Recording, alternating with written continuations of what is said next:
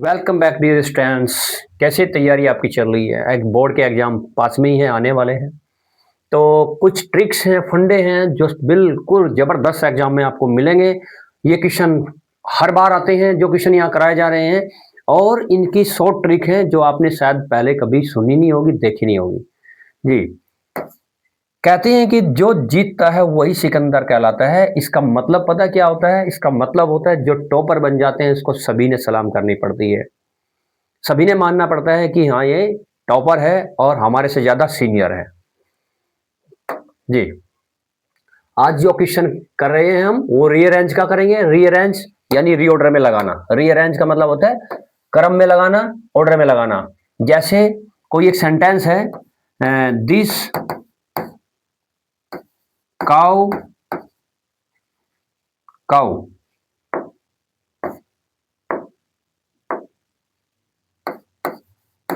This cow a और is, इसको हमने सही करके लगाना है। तो इसका सही सेंटेंस कैसे बनाएंगे? दिस इज अ काउ, ऐसे बनाना है। ठीक है, तो इस तरीके से वर्ड को जब सही क्रम में लगाते हैं उसका अर्थ सही बनता है, उसको बोलते हैं रीअरेंज या रीऑर्डर बोलते हैं। तो इसकी आपको ट्रिक आपको आज अब बताई जाएगी। ट्रिक्स क्या होती है, ट्रिक्स अभी, और ट्रिक्स के बाद आप इसको ऑटोमेटिकली खुद भी करने की कोशिश कर दोगे। जी, मास्टर ट्रिक क्या है? आपने ध्यान रखना है कि जब भी कोई सेंटेंस आप कहीं पर भी लिखते हैं, बनाते हैं, तो नंबर फर्स्ट पे सब्जेक्ट आता है, कर्ता आता है। कर्ता में क्या हो सकता है? देखो, कर्ता में हो सकता है माई ब्रदर सब्जेक्ट में, ठीक है, और यह हो सकता है माई एल्डर ब्रदर,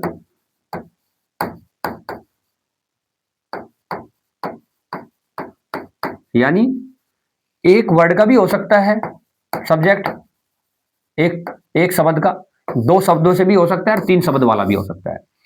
ठीक है, माई डियर अंकल, मेरे प्रिय चाचा जी, ये भी हो सकता है, और अकेला अंकल भी हो सकता है। तो सब्जेक्ट नंबर एक पे सब्जेक्ट आएगा।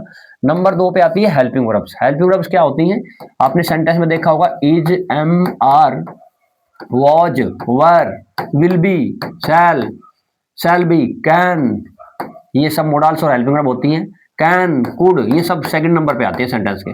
Can, could, has, have, had, और डू, डज, डिड, ये सब क्या है? ये हेल्पिंग वर्ब और मोडल्स हैं। ये सब के सब सेंटेंस के अंदर सेकंड नंबर पे लगती है। किस नंबर पे लगती है? सेकंड नंबर पे। ध्यान रखना, फर्स्ट नंबर पे क्या आता है? सब्जेक्ट, कर्ता। कर्ता एक वर्ड भी हो सकता है, दो शब्द भी हो सकते हैं, तीन भी हो सकते हैं। और नंबर दूसरे पे क्या आता है? हेल्पिंग वर्ब, सहायक क्रिया। नंबर थर्ड पे क्या आता है? नंबर थर्ड पे आता है वर्ब आती है। वर्ब जैसे जाना, कोई सी भी फॉर्म हो सकती है। जाना की गो हो सकती है, गोज हो सकती है, वेंट हो सकती है, गोन हो सकती है, और या फिर गोइंग हो सकती है। इसी तरह खेलने की प्ले हो सकती है, देखने की सी हो सकती है, सा हो सकती है, सीन हो सकती है, सींग हो सकती है। यानी कोई सी भी फॉर्म होती है। वर्ब खाना, पीना, जाना, लिखना, पढ़ना, बोलना, ये सब एक्शन या वर्ब होती है। ये किस नंबर पर आते हैं? ये आते हैं थर्ड नंबर पर। और फोर्थ नंबर पे आएगा जो बाकी बच गया, ऑब्जेक्ट। बाकी कोई भी जो एक्स्ट्रा बच जाता है वो यहां पर आएगा। और उसके भी बाद में क्या आएगा? स्थान। स्थान जैसे इन द क्लास,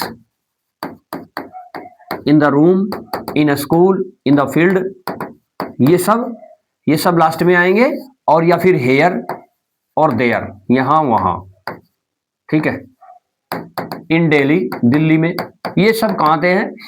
ये आते हैं पांचवें नंबर पर। और सबसे लास्ट में क्या आएगा? ये आएगा time. Yesterday, yesterday, today, tomorrow, next day, या कोई सन इन 1990 या 1950 या 19 इन 1999, कोई भी जो टाइम होगा वो सबसे लास्ट में हमने लगाना है। तो पहले नंबर पे सब्जेक्ट, हेल्पिंग वर्ब या मोडाल्स, वर्ब, ऑब्जेक्ट, प्लेस और टाइम। इसको अपनी नोटबुक में आपने लिख लेना और याद कर लेना। अब चलते हैं इस रूल के साथ में सेंटेंस को बनाते हैं, इसका रीडिंग ऑर्डर में लगाते हैं। पहले नंबर पे क्या आना है? Subject, my brother, my brother, ये क्या हो गया? सब्जेक्ट। नंबर एक पे सब्जेक्ट। नंबर दो पे क्या बताया था आपको? Helping verb. अगर हेल्पिंग वर्ब नहीं हो तो डायरेक्ट वर्ब आएगी। इसमें हेल्पिंग वर्ब नहीं है तो डायरेक्ट वर्ब है प्लेज, माई ब्रदर प्लेज। अब उसके बाद बताया था आपको जो टाइम और स्थान छोड़ के बाकी बच जाता है ऑब्जेक्ट वो लगाना है इसमें। देखो टाइम क्या है, टाइम है इसमें डेली, और स्थान क्या है, इन द फील्ड। ठीक है, ये छोड़कर बाकी जो बच गया वो यहां आएगा हॉकी। और लास्ट में अब लगाना है स्थान इन the field, in the field. और सबसे लास्ट में आएगा आपका जो बताया था टाइम। ठीक है, ये रूल लगाना है आपने। नंबर 1 पे सब्जेक्ट, नंबर 2 पे हेल्पिंग वर्ब। इसमें है नहीं, हेल्पिंग वर्ब होती तो हम हेल्पिंग वर्ब लगाते। और अगर नोट आ जाता है किसी सेंटेंस में तो वो हेल्पिंग वर्ब के साथ में चिपका हुआ आता है, इसके साथ में ही जुड़ जाता है, इसके साथ में ही होता है, is not, was not, will not. ठीक है, तो दूसरे नंबर पे वर्ब, थर्ड नंबर पे ऑब्जेक्ट, और ये आपका प्लेस है 4 नंबर पर, और 5 नंबर पर क्या है, ये टाइम आ गया। तो कुछ एग्जांपल्स आपके सामने अब हैं, आपने वो करने हैं जी। ये है सब्जेक्ट, कौन है, माई फादर, तो क्या आना है, माई फादर। और दूसरे नंबर पे क्या लगनी है, हेल्पिंग वर्ब इज, इज के बाद क्या आना है, fond of travelling, fond of travelling, क्योंकि इसके अंदर ना तो जगह है ना ही टाइम है। ठीक है, तो बस ये छोटा ही सेंटेंस है। तो फॉन्ड ऑफ शौकीन होना होता है, my father is fond of travelling, मेरे पिताजी शौकीन है यात्रा करने के। अब देखते हैं इस सेंटेंस को, सब्जेक्ट कौन है, द प्लेयर्स, द प्लेयर्स। ठीक है, द प्लेयर्स। उसके बाद क्या बताया था आपको, क्या आएगा, हेल्पिंग वर्ब आएगी, is am are, the players are.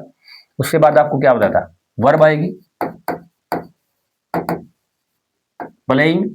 अब जगह, जगह और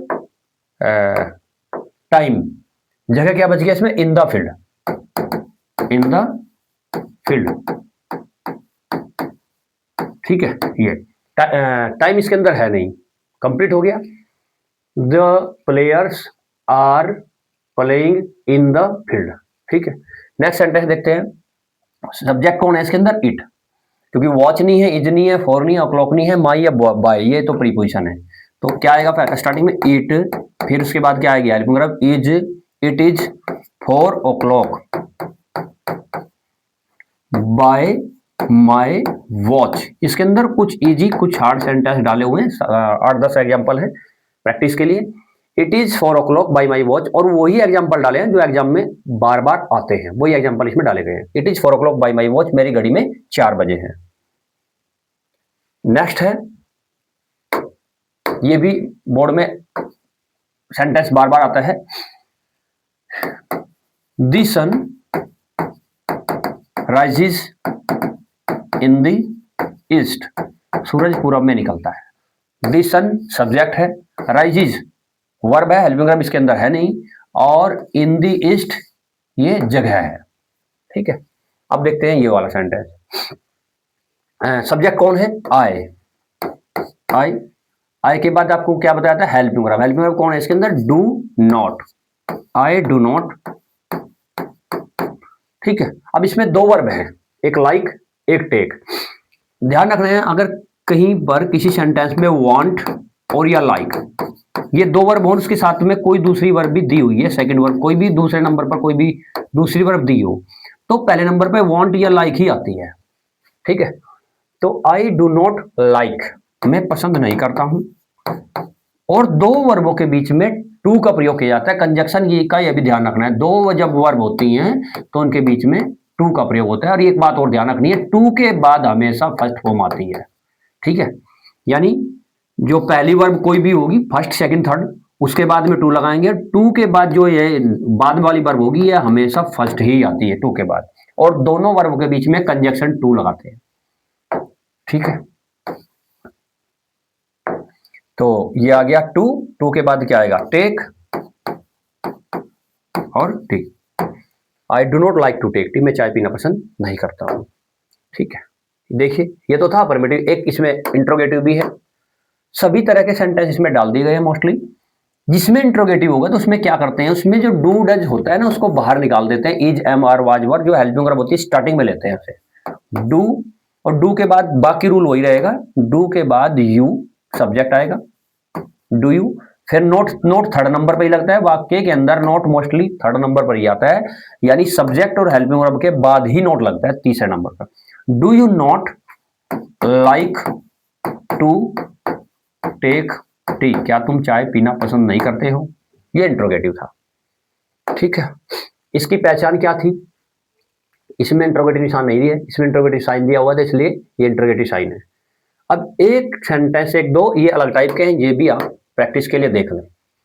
इसमें कोई सब्जेक्ट तो नहीं दिया हुआ है, यानी आई यू वी सी ये योवर है, यू ही सी वी दे कोई नहीं है, रीना मोनू मोहन कोई नाम नहीं है, और इंट्रोगेटिव साइन भी नहीं है, यानी यू पर्सनवाचक भी नहीं, ये निशान भी नहीं दिया हुआ है। तो ये क्या है, ये इंपेरेटिव सेंटेंस है। कौन सा सेंटेंस है, इंपेरेटिव। और इंपेरेटिव सेंटेंस की पहचान क्या होती है, वो स्टार्टिंग होता है या तो वर्ब से, स्टार्टिंग में या तो उसमें वर्ब आती है, कोई भी वर्ब हो, गो हो, टेक हो, या फिर स्टार्टिंग में डू नॉट आता है, और या फिर प्लीज आता है। ठीक है, इन तीनों में से कोई सा भी। इंपेरेटिव वाक्य डायरेक्ट इंडायरेक्ट में भी आते हैं बनाने, वो डायरेक्ट इंडायरेक्ट की एक्सरसाइज सारी करा दी गई है, सारी टाइप्स 8 की 8 टाइप्स करा दी गई हैं, आप देख लीजिए जी। तो स्टार्टिंग में ये इंपेरेटिव में क्या आना है, इसमें डू और नॉट। डू नॉट, जिसको शॉर्ट में डोंट बोलते हैं, don't waste your precious time, don't waste your precious time, अपना कीमती समय बर्बाद मत कीजिए। तो स्टार्टिंग में तो डू नॉट होगा इंपेरेटिव में, अगर कोई वाक्य इस तरह का दिया हुआ तो इन तीनों में से कोई सा पहले नंबर पर आएगा जी। सब्जेक्ट कौन है, ही के बाद हेल्पिंग वर्ब कौन है, विल और हैव। अगर विल और हैव है तो स्टार्टिंग में पहले विल आता है, हैव बाद में आता है। ठीक है, और नोट कितने नंबर पर लगता है, अगर नोट दिया हो थर्ड नंबर पर, तीसरे नंबर पर, तो नोट यहाँ आएगा। समझ आया, बस रूल ध्यान रखना है, बिल्कुल आसान है। He will not have passed, क्योंकि देखो फर्स्ट नंबर पर सब्जेक्ट और दूसरे नंबर पर हेल्पिंग वर्ब, ये हेल्पिंग वर्ब है पूरी की पूरी, नोट इसके साथ में होता है, नोट तीसरे नंबर पर लगता है, और ये थर्ड नंबर पर वर्ब। अब वर्ब के बाद आपको बताया था ऑब्जेक्ट, स्थान और टाइम बच जाता है। ठीक है, टाइम और स्थान इसमें है नहीं, बस क्या बच गया, दी टेस्ट, ये आपका कंप्लीट हो गया। ये सेंटेंस ये भी है, ये भी इंपॉर्टेंट सेंटेंस है। एक कहावत होती है, 2 और 2 4 होते हैं, तो इसमें सब्जेक्ट कौन है, टू एंड टू, ये सब्जेक्ट का काम करेगा, टू एंड टू, और वर्ब कौन है इसमें, मेक, 4, 2 और 2 4 होते हैं, two and two make 4। Sentence paper वाला दे सकते हैं आपको,